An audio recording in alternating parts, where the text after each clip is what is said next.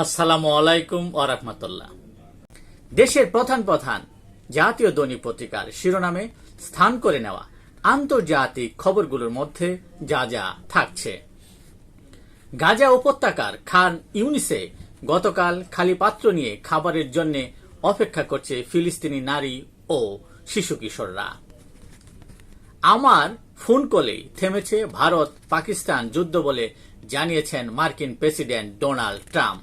তিনি আরো বলেন, মোদি অত্যন্ত ভয়ঙ্কর। মার্কিন হুমকিতে উপকূলে যুদ্ধজাহাজ ও ড্রোন মোতায়েন করল ভেনেজুয়েলা।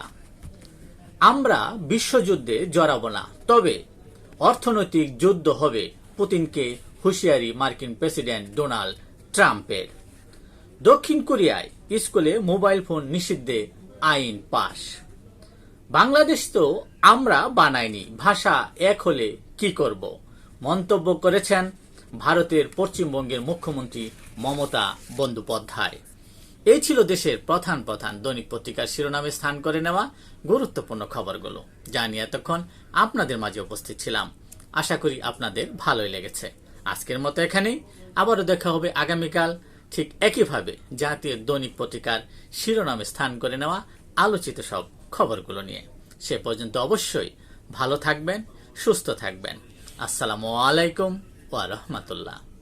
শুভ সকাল সকলকেই।